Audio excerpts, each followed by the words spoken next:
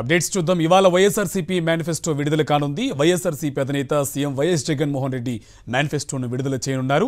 రైతులు, కార్మికులు, యువత, విద్యార్థులు, అక్క చెల్లెమ్మలు, అవ్వాతాతలకు మేనిఫెస్టోలో ప్రాధాన్యత ఇవ్వనున్నారు. ఇప్పటికే అమలవుతున్న పథకాలను కొనసాగించే అవకాశం కూడా ఉంది.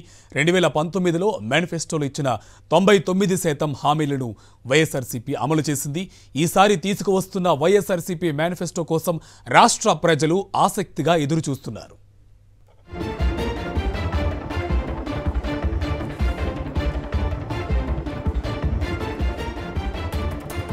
రైట్కి ఇదే అంశంపై తాడేపల్లి నుంచి మా కరెస్పాండెంట్ సతీష్ మనకి లైవ్లో అప్డేట్స్ అందిస్తారు. Satish, good morning.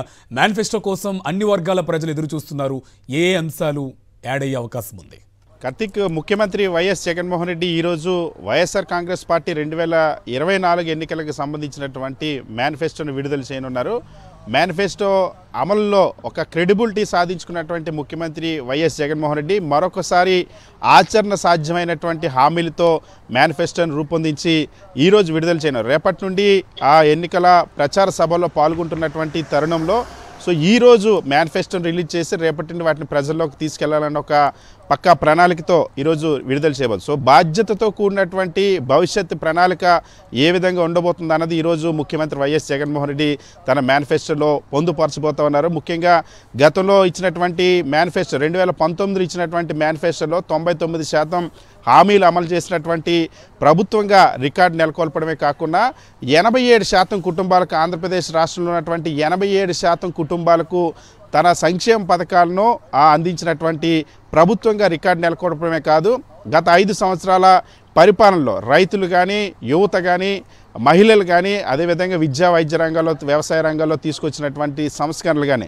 ఇవన్నీ కూడా గతంలో ఇచ్చినటువంటి మేనిఫెస్టో ఆధారంగా అమలు చేయడం వల్ల ఆంధ్రప్రదేశ్ రాష్ట్రం ఒకవైపు కుటుంబ అభివృద్ధి, మరొక వైపు రాష్ట్ర అభివృద్ధి, ప్రతి కుటుంబ అభివృద్ధి, రాష్ట్ర అభివృద్ధి కూడా సాధ్యమైనటువంటి పరిస్థితి. ఇప్పటికే పేదరికాన్ని 11% నుండి 6% తగ్గించడం ఒకవైపు, జిఎస్డిపిని ఆ నమోదులో దేశంలోనే మొట్టమొదటి స్థానం దక్కించుకోవడం మరొక వైపు. ఇటువంటి అరుదైనటువంటి రికార్డులు తన పరిపాలన ద్వారా తీసుకొచ్చినే కాకుండా పూర్తి పారదర్శకమైన పరిపాలన అందించి దాదాపుగా 2,70,000 కోట్ల రూపాయలను ఒక్క రూపాయి అవినీతి లేకుండా వివిధ సంక్షేమ పథకాల రూపంలో డీబీటీ విధానంలో అందించినటువంటి వైఎస్ జగన్మోహన్ రెడ్డి ఇప్పుడు మళ్ళీ ఈసారి మేనిఫెస్టోలో కూడా ఏదైతే అమలవుతున్నటువంటి ప్రణాళిక ఉందో దాన్ని మరింత ముందుకు తీసుకెళ్లేందుకు ఇప్పటికే సపోర్టివ్గా ఉన్నటువంటి వర్గాలు ఏవైతే ఉన్నాయో ఆ వర్గాలకి, అదేవిధంగా ఎస్సీ, ఎస్టీ, బీసీ, మైనార్టీలు, మహిళలు, యువత, రైతులకి అండగా నిలిచే విధంగా ఈ మేనిఫెస్టోను కూడా రూపొందించారు. అది కూడా రాష్ట్ర ఆదాయ వనరులు, కేంద్రం నుండి వచ్చేటువంటి నిధులు, వీటన్నిటిని బేరీజ్ వేసుకొని